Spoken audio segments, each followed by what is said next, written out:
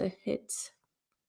All right. So we are live on our end, and then just in a second, it'll go live on Instagram or give you the ability to hit go live. Sometimes it takes a while. But with that, we are live and ready to go with Dr. Amie Horniman. How are you doing today, Dr. Amie? I am great, Carrie. I'm so happy to be here. I love this community. Oh my goodness. Well, we are so beyond grateful to have you a part of our community, just with Life Network. And you are already contributing so much now with your podcast is piped in with Life Network and all of your amazing content that you put out into the world and the people that you help all the time. So we already had a lot of great questions come in, and these are super fun to do. So keep the questions coming. I love to hear where people are joining in from, what state or, around the world, to let us know where you're tuning in from. And if you want to hop into the stage on StreamYard, I always give people the option if they want to actually ask the question face to face. If not, I totally understand. That's fine. You don't have to. Let's have fun. Yes. Let's have fun. Pop questions in the chat too. And yeah, we're ready for it. So with that, so for people who do not know Dr. Amie yet, make sure you are following her, number one, because she's incredible, her and her team, and she has an incredible supplement line as well. So we're going to dig into that too. So with Dr. Amie, she is an expert in all things thyroid optimization, hormone health. Amie, you want to give just like a quick little overview of what you do, just for people who might not know? Absolutely. So I'm known as the Thyroid Fixer, and I specialize in thyroid and hormone optimization, really to get you back to being that badass human that you are meant to be. So you can look, feel, and perform at your ultimate. And we do that through really customization and personalization of your testing and your treatment protocols. So everything from thyroid and hormone therapy to peptides to obviously nutrition and supplementation in the functional medicine realm. We do it all. And then I have my Fixer supplement line that's been out for 3 years, changing lives. I know Ben loves Thyroid Fixer, Metabolism Fixer. So we can talk about that as well today. But just, all things thyroid and hormone. Let's bring it. Bring the questions. Bring it on. Yay. Okay. So Shauna, I do see that you are on live too. So if you would like to ask your question live, either turn your camera on or drop it in the chat and let me know. So that way we know that you are wanting to ask live. If not, while we're waiting, I do have a question that has come in from Carrie T. And she said, I suffer from hypothyroid and take natural thyroid meds daily, but I'm curious if the Fixer supplement should be taken as a replacement or in addition to. Okay. So and I see her question continue below. She's looking to ensure better thyroid health since the normal range, of course, in air quotes, is very large. And I feel like I still struggle with the symptoms. Thanks for doing this. Okay. All right. Carrie. So first of all, I think you're talking about Thyroid Fixer and Metabolism Fixer, the Ben.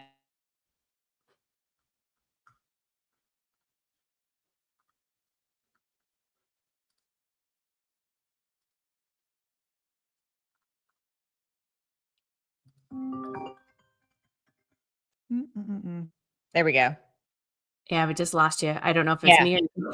It's hard to say, but I'll keep going. Okay, so T2 is what is in Thyroid Fixer and Metabolism Fixer.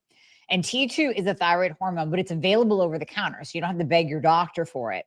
The other thing that is beautiful about T2, outside of it actually increasing your basal metabolic rate, improving mitochondrial function, improving your energy because it works at the mitochondrial level and helps you produce more ATP, which is basically energy produced inside of the cell.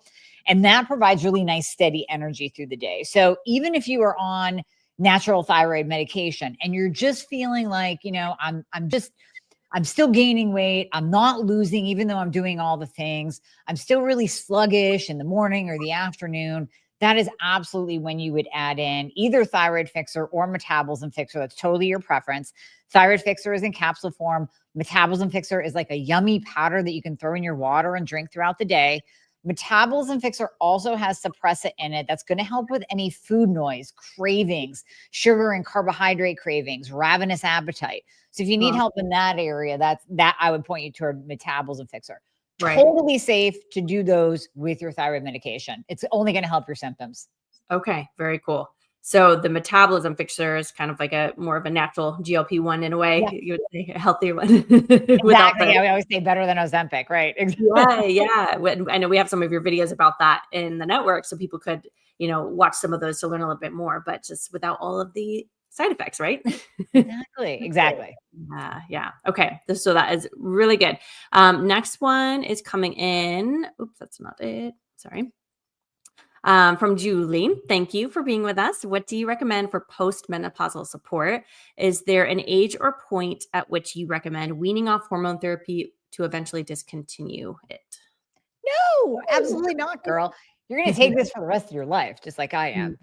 So here's the thing. Our hormones are not building up as we age. They're declining more as we age. And Mm. hormones essentially give us life. So when we're talking about those bioidentical hormones, BHRT, progesterone, estradiol, testosterone, we want to replace those as they start declining. So ultimately, we want to start addressing those in a woman's 30s, 40s, at the latest 50s, and then continue that for the rest of her life. Or for the rest, we'll throw guys in there too, because dudes, you need testosterone.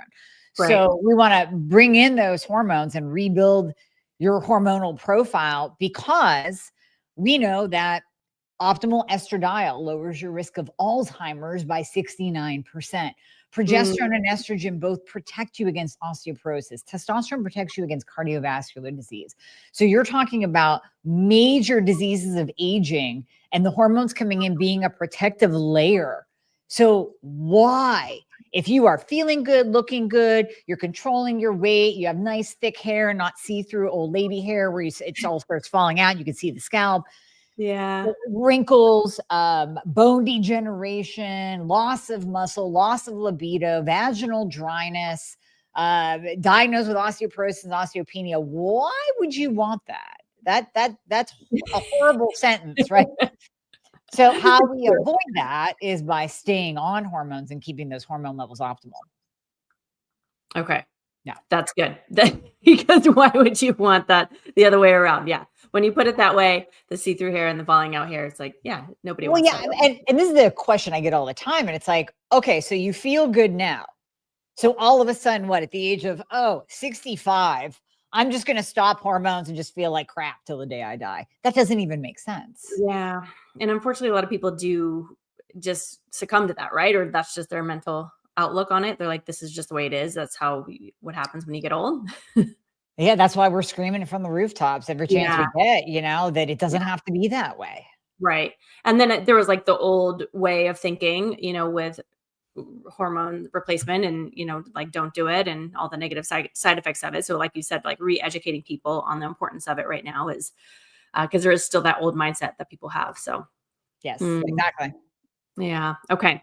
Another one. Thank you, Dr. Amie. So how often do you suggest retesting my thyroid levels?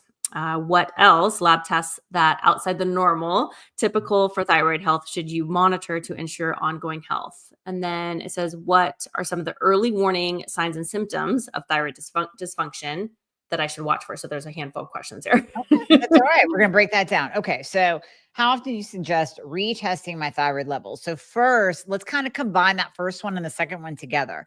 I want to make sure that every single time you are getting your thyroid tested, that you're getting all of the tests done. So most conventional medicine doctors will only test TSH, maybe free T4, and those are actually really unimportant. We can set those aside.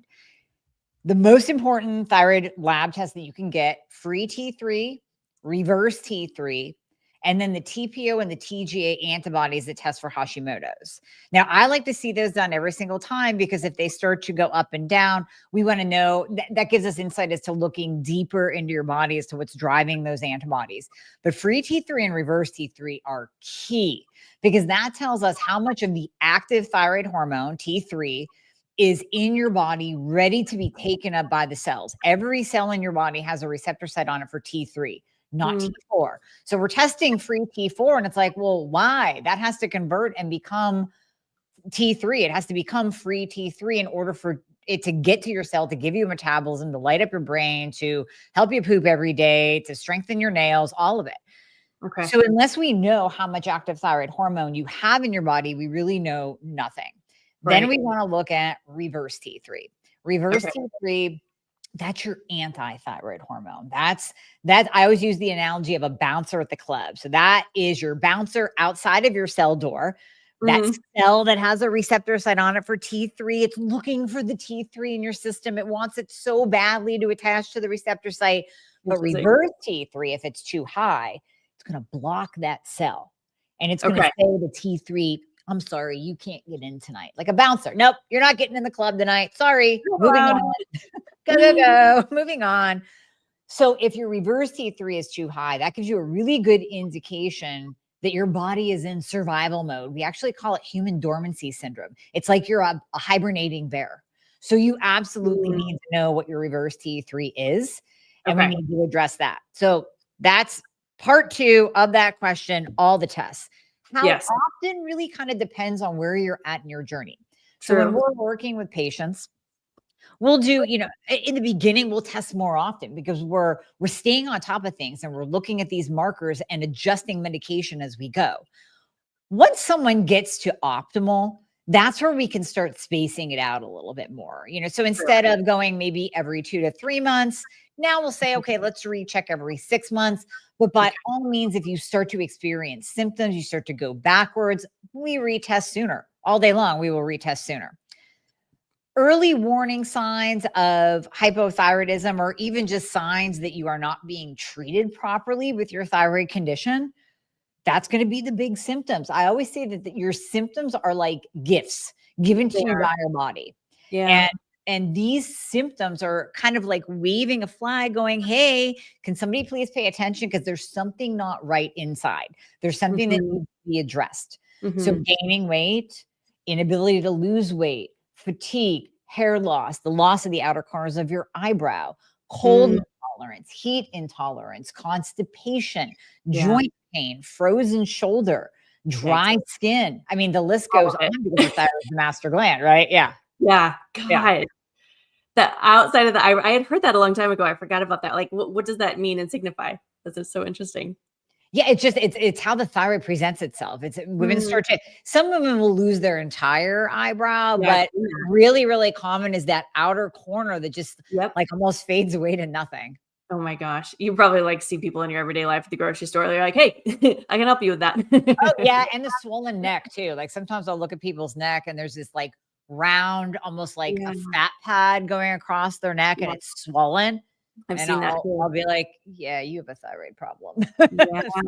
Yeah. You're like, oh goodness. But I love how you reframe the symptoms as a gift to your body, because our body is trying to talk to us, say, hey, and it'll start, subtle and just kind of get a little bit louder and louder, right? Or more and more symptoms. So it is a gift. Yeah. It's an incredible gift. Ignore those symptoms and your body will start to scream at you and then it won't be as fun.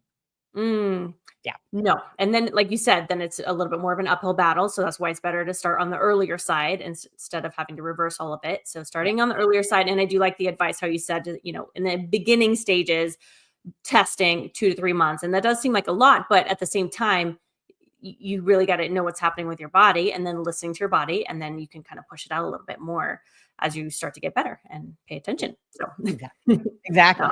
That's good. Okay.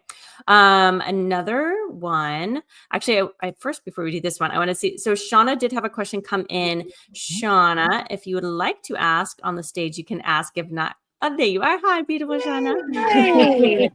Hi, Dr. Amie. Hello. Thank you.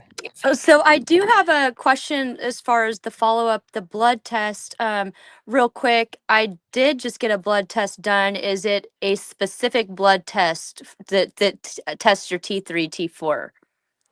So you just want to make sure that on the lab, whether it's written by your doctor or if you're ordering them yourselves, you want to make sure that there is a free T3, free T4, and then make sure there's that reverse T3 in there as well. Okay, I'll double check it. I don't remember. I think they were on there, but I'm not 100% sure. And then my second question was, with your sleep fixer, you limit the melatonin in there. And I did hear you say something about it, but I was just curious, do you believe the melatonin's bad to take on a daily basis? Is that why it's limited, or why did you choose to do that in your supplement? Oh, that's such a good question. Okay. So melatonin, I love melatonin. Melatonin is a hormone.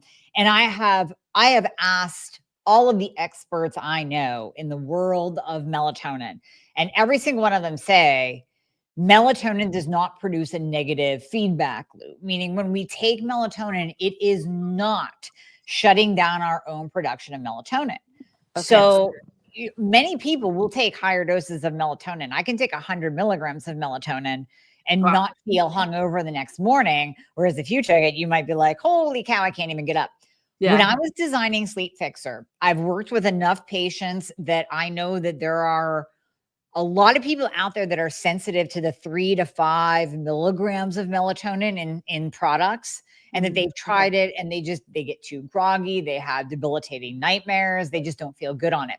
So what I put in Sleep Fixer is literally the amount of melatonin that your brain produces, that your pituitary produces when it gets dark out, because that's essentially how we were built, is that when that's why we wear blue light blocking glasses, to not constantly pump in the blue light and have our brain think that it's noon when it's 9 p.m. at night.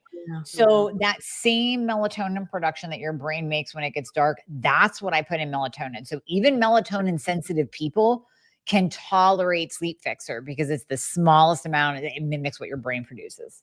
Okay. And so is it okay to take extra melatonin on top of that then if you think you need it?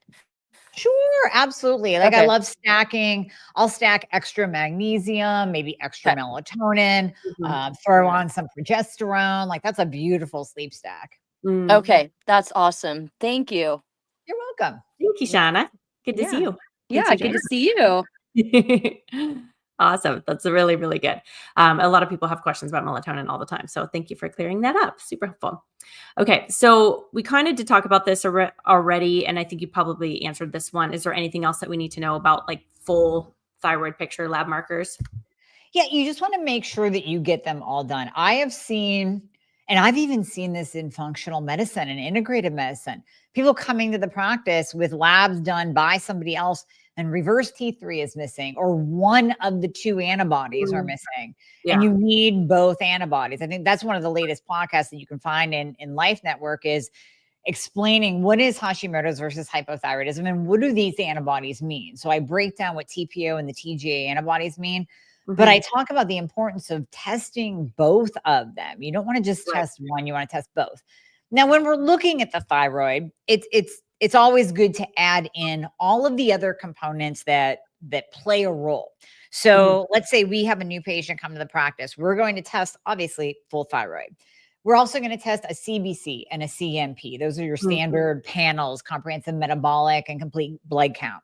We're going to test your insulin and your A1C, your leptin. We're going to look at B12, magnesium, iodine. We're going to look at all of your hormones. So the estradiol, the estrone, the estriol, the progesterone, free and total testosterone, DHEA, DHT, SHBG, all of those sex hormones, and there are other players that are in the same realm. When you have that full panel and you have all of the pieces of the puzzle, you really can develop a what's going on here game plan. So that even if you're just looking at thyroid, you can tell a lot with a thyroid panel. Absolutely. Especially if you're like, you know what, I'm gaining weight, can't lose weight, I'm tired all the time. Let's look at the thyroid lab panel. Oh, look, my free T3 is low. My reverse T3 is high. I'm in hibernation mode. That's something I need to address. But here's the thing. If you have something else going on, if you're insulin resistant, if you're low in testosterone, if you're low in progesterone, then those deficiencies are going to produce symptoms of their own.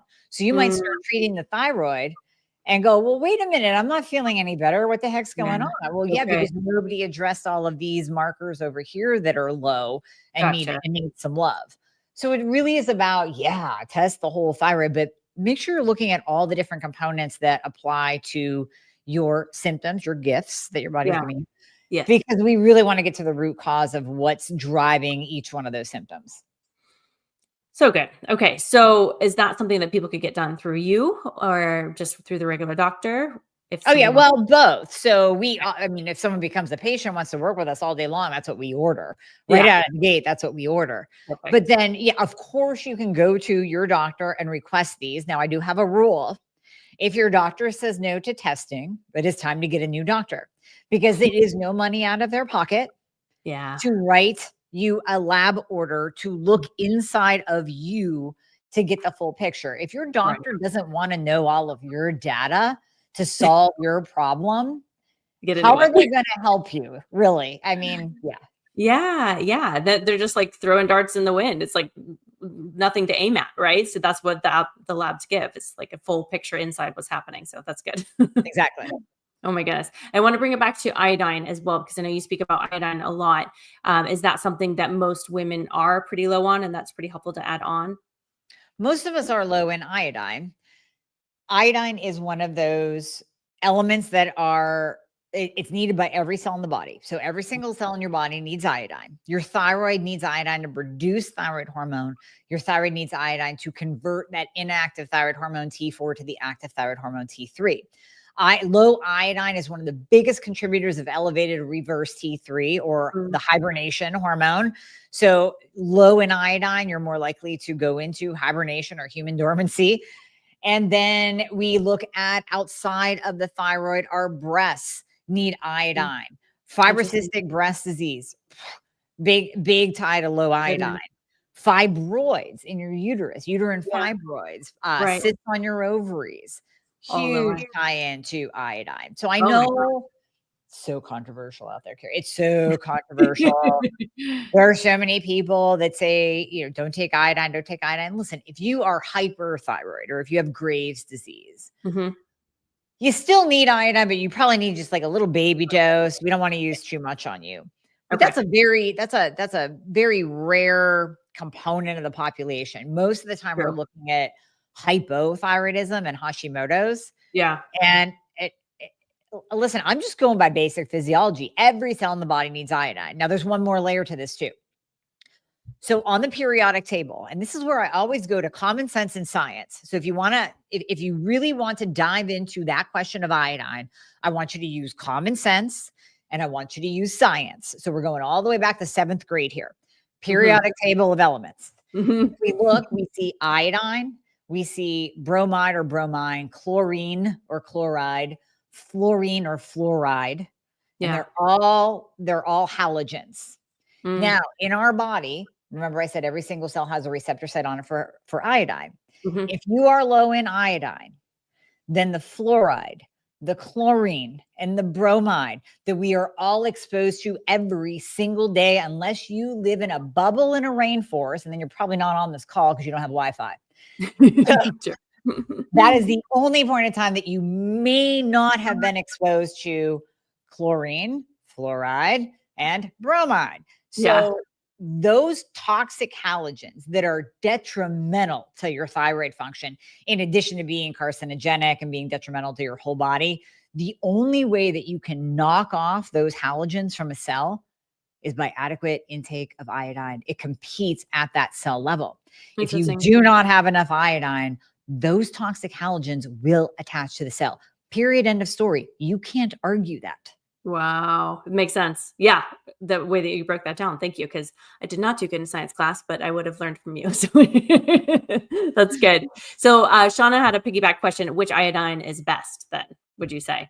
Oh, girl, I went down this rabbit hole. I've been going down this rabbit hole for 2 years now, studying the Lugol's formula, which is potassium iodine, iodide, and studying nascent iodine, NaScent, nascent. And what I have found is that nascent iodine is more bioavailable. It is gentler. So what do I mean by that? Occasionally you will start someone on iodine, and I love the liquid formula because you can go really nice and slow with the drops. We can start with 1 drop, and then we can start with 2 drops, and then we can start with 3 drops. Okay. So in the past, when I would start someone, let's say on the Lugol's formula, there are some people that are hyperreactors. So you'll add in iodine, and then all of a sudden they're like, I'm anxious, I'm jittery, my heart's palpitating, I don't feel so good. It's almost like I went hyper. And it's hard to find that sweet spot dose because they react. With nascent iodine, it's more bioavailable. So get into your cells. It's more beneficial to the thyroid, but it's also gentler. So as people are titrating up, they're not getting that amped up hyper feeling. They tolerate it very, very well. So Yes, I have been wanting to bring, I've believed in iodine for years now after Yeah. studying it, after talking to the experts like Dr. David Brownstein. And when it came time to formulate and bring iodine into the Fixer family of my supplements, Yeah. I mean, I dove deep into the, like I said, I've been researching this for years because I really wanted to be sure of which iodine I gave to my patients, gave to my audience, put out into the Yeah. world. And I chose the nascent. Okay, good to know. Yeah. So then which of your supplements have iodine in it?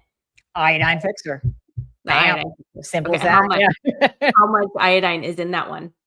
So we go nice and slow. So my recommended dose of iodine is anywhere between 6 and 25 milligrams per day. We know that the thyroid gland needs around 5 milligrams per day. The breast needs 6 milligrams per day.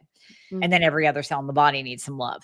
Now, you want to make sure that you're titrating up very, very slowly with iodine. So you're literally starting with 1 drop in a tiny shot glass of water. I often tell people to add some salt because salt actually helps your body to utilize the iodine. You can also take additional vitamin C with the iodine.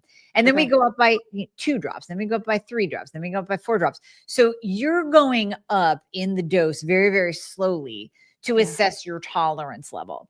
You might get to 6, you might get to 12, you might get to 25. I don't care where you land. Yeah. What I want you to find is the dose that is right for you. When you go 1 drop above, because this is a very common question, well, how will I know? Yeah. When you go to 1 drop above, let's say you got to 20 drops and then you go to 21 and you're like, oh, did I just drink 5 Red Bulls today? Oh, So that's you'll how feel you it. know. Like you're just gonna feel like almost like you drank too much coffee. Okay. You had too much of a stimulant. Okay. Okay, then all I need you to do that day, take some extra vitamin C, take some extra salt, do some salt water or Soleil water. And then the next day, go back down to the last dose. Go back to 20 instead of 21, because that's your sweet spot right That's there. the sweet spot. Yeah. Okay. And is that again, that's like a lifelong supplement, irregardless of what stage of like hormones that they're in, perimenopause, menopause. Oh, yeah. I mean, antiviral, antifungal, antibacterial. It's a big detoxifier, like we said, of the toxic halogens, protects against cancer. Even, Brownstein often, he's the guru. He often gives stories. He told one story on my podcast when I was interviewing him about a woman that he was working with who had breast cancer. And she was given, it was like stage 4. She was only given a few months to live. And he ended up having her rub the iodine on her breasts and take it orally. And he got her up to about 50 milligrams a day, a higher dose for cancer treatment. She ended up extending her life by years. Wow. Eventually she did pass away. And he's like, my one regret was not taking her to 100 milligrams because that bump up of a dose literally saved her life. Oh my gosh. And extended it longer. Yeah, extended it. Yeah, I mean, for ultimately she sure. did pass, but Right. it gave her many, many, many more years. And he That's incredible. openly says like, "Oh, I wish I would have just taken her higher because we may have been able to extend it even further." Yeah. Who's to say? That's incredible. What was his name again? Dr. David Brownstein. Brownstein. Okay. Yeah. Yeah. Oh my goodness. Okay. Another question. So, and this one is actually, I just got my labs done recently as well. So I'm going to throw a personal one at you. But you'd probably have to see my whole thing. But We should go over your labs live, but that's I mean, we actually could. So my free T3 came back at 2.1, which is right, quote unquote normal, as some doctors might say. But I know I'm definitely not feeling optimal. I'm not on any hormone replacement meds yet. I know my body is like shifting right now. I'm 45 and it's probably working a lot harder than I should. So what would you recommend for me to support my T3 naturally, or should we do more of a deeper dive? Give me your other numbers. What are your other numbers? Okay, let me pull it up. Let's do it. We need the full thing. Because now you tempted me with the 2.1. That is way too low. So with free T3, the optimal range is the upper quadrant of the range. Now, I don't care where you go in the United States, a 2.1 is going to be low. So you really need to be like a 3.5, 3.7, 3.9 or above. So give me your reverse T3 and give me those TPO and TGA antibodies. So let's see. I have the free T3, the free T4, total T4, T3 uptake, free thyroxine index. I'm like, do I see? I see. What else? Where would that? I thought I had a full panel done, but Did would you it pull a TSH? total? Let's see. Uh, Free total T4 is 6. You don't even need that marker. Okay. Yep. Homocysteine. T3 uptake, you don't need the free thyroxine index. Okay. You want to look for thyroid peroxidase or TPO, and then thyroglobulin or it might be marked as TGA. Okay. The sex hormone binding globulin is 33.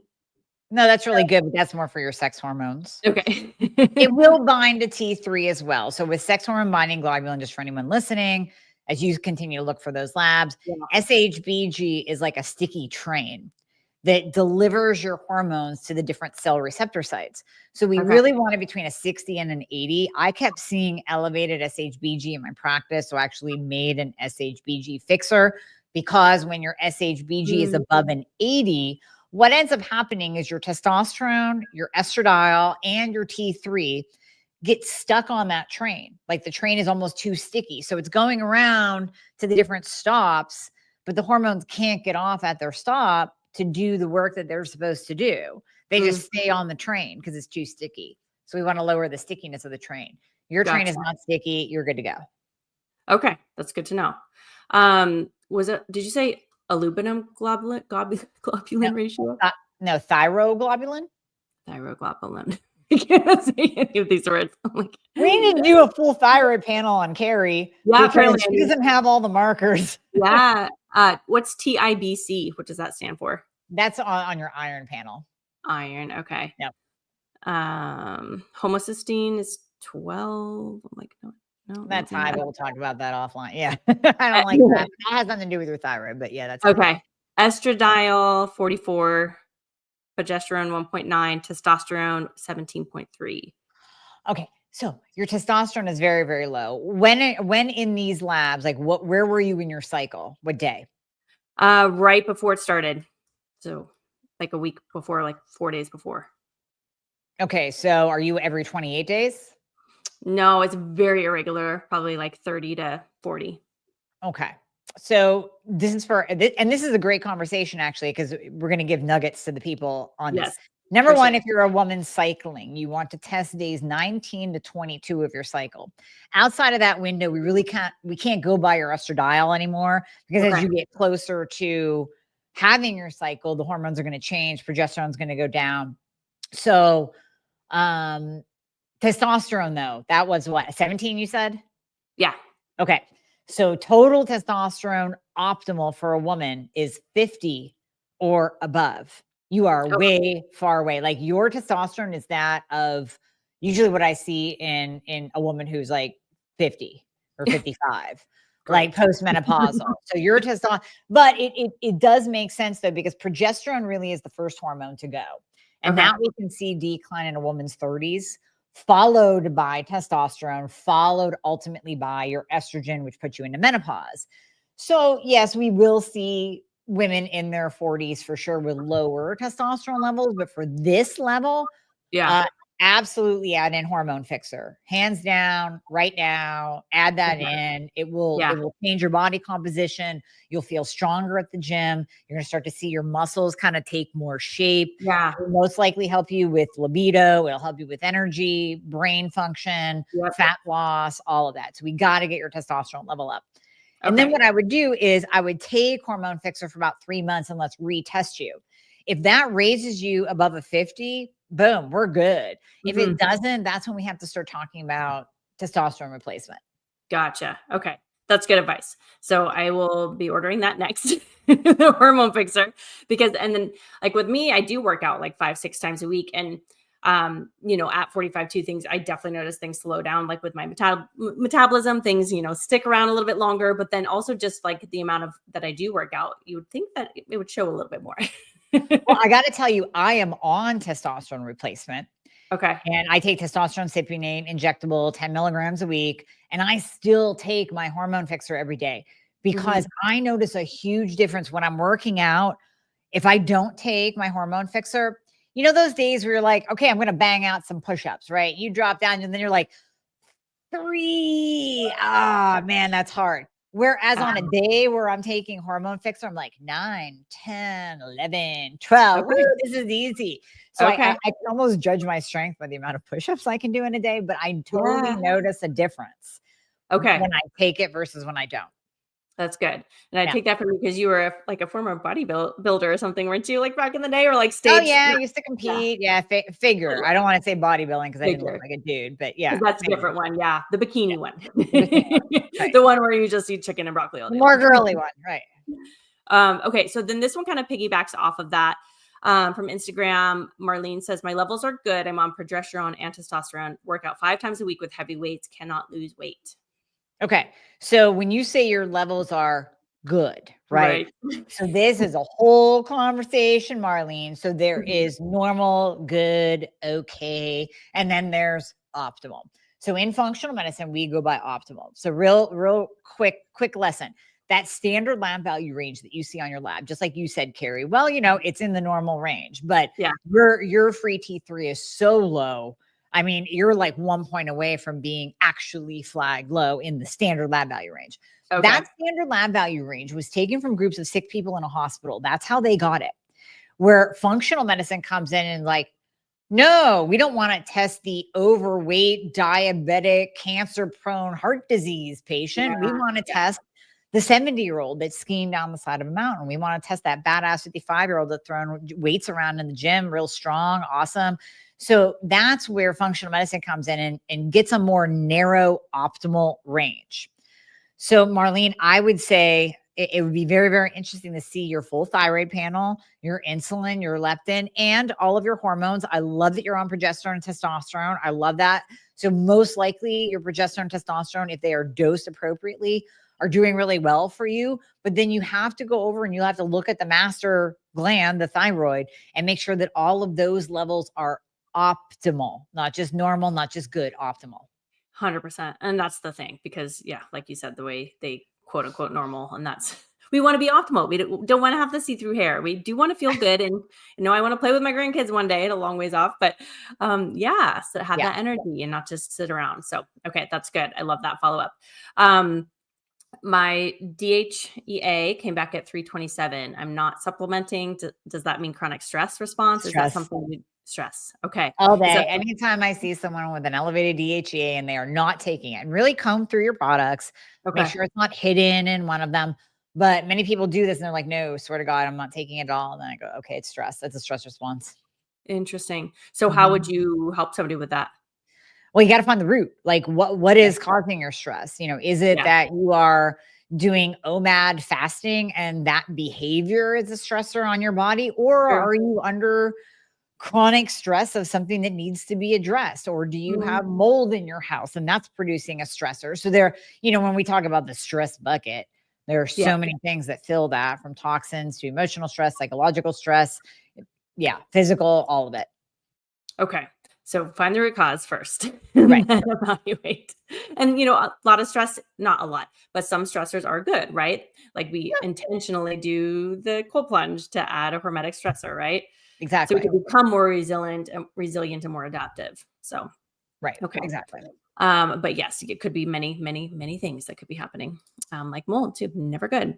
Shauna just piped in here too. Thanks, Shauna. Will cardio exercise negatively impact women's hormones as they age? That's good. No, not at all, but chronic cardio will. So my cardio bunnies, cardio queens that aren't picking up weights and they're just going to the spin classes and the body pump and jumping on the elliptical, that can negatively impact hormones, because that cardio that is not actually building the organ of longevity, your muscle. If you're not actually building muscle, you're breaking it down. So number one, chronic cardio will do nothing but break down muscle. And we know now that really lifting weights and doing that resistance training is much better for fat loss than cardio is.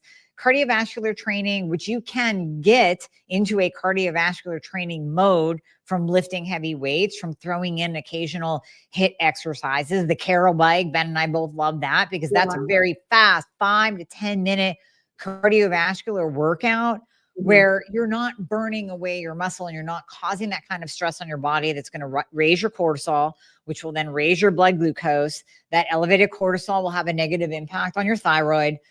So yes, we can see that negative loop from chronic cardio for sure. I actually stopped doing cardio outside of the Carol bike. I stopped doing cardio. It's probably been about like 7-8 years now. Okay. And I love it. It's so freeing because all I do is go in and lift heavy stuff. And that to me is fun. How many days a week do you lift? I try for 5. Entrepreneur life has me down to like 4. That's awesome. Yeah, 4 to 5.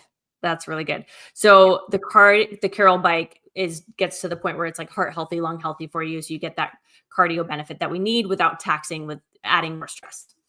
Yeah. Yeah. That's it kicks good. your butt in a quick 5 minutes. Yeah. I haven't tried it. I need to try it. So I wonder if you Shauna, I'm sure you guys will probably grab that, or you should. So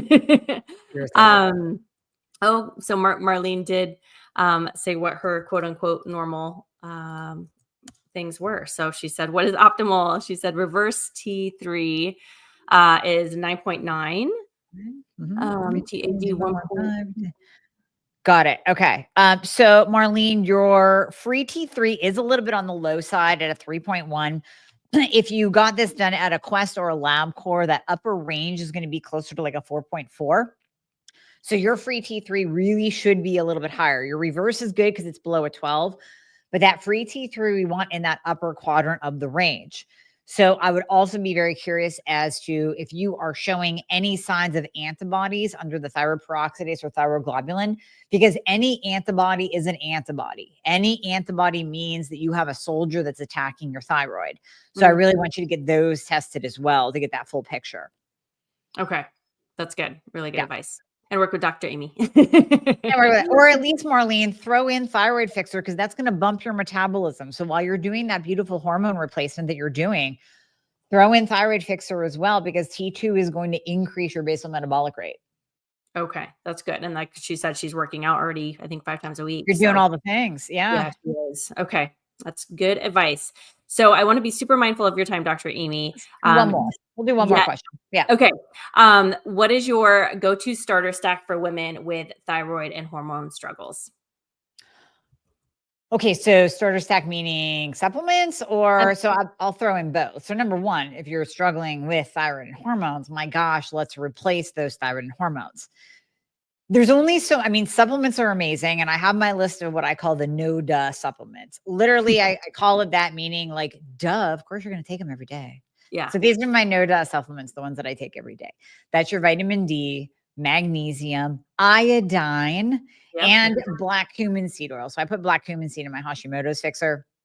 I take that every day because it's anti-inflammatory, helps keep your antibodies down, helps put antibodies really into remission. We put many people with Hashimoto's into remission. And it is one of the only supplements that is anti-cancer. So we have multiple studies on black cumin seed oil saying that it prevents cancer. You can't say that unless you have multiple studies behind it. Wow. So that's part of my no-duh supplement stack. Then you can kind of get like more detailed. So amino acids. I have Keon in here right now. I do Keon aminos every day. I make sure that I take L-tyrosine. I put L-tyrosine in metabolism fixer and thyroid fixer because that helps your thyroid gland produce more thyroid hormone. Yeah. You want to make sure you want to be cognizant of your blood sugar and keeping insulin below a 6, keeping your A1C between a 4.8 and a 5.2. But then outside of that, then you really want to address low thyroid function or low hormone function. Kind of going back to what we said in the beginning about, will I take my hormones the rest of my life? Yeah, because you're not aging in reverse. None of us are. None of us are. Hormones are declining every day, every week, every year. So that's where you have to look at your levels and get those levels into the optimal range, not just for appearance sake, although that's huge. Yes, we want to keep our hair. We want sexy, lean muscle. We don't want excess body fat, but we also want the bone protection, the breast protection, the brain protection, the heart protection. So let's get those levels optimized too, while you're supporting your body with the essential nutrients and supplements. 100%. That was a spot on answer. And the bones too, like having the bones be healthy. So we're not getting sarcopenia, right? And that's estrogen. When estrogen starts to decline, that and progesterone, they both play a role in bone health. When those Okay. start to decline, that's when we'll start to see those DEXA scans start to go a little bit wonky. Yeah, and that's scary, and very scary actually. So a lot of bad things can happen on that. So many great takeaways, so many nuggets. Amie, Dr. Amie, you are so incredible. I'm so grateful for your time, and we will have to do this again because I know we will have, even more questions that will come in, but you are So much incredible. fun.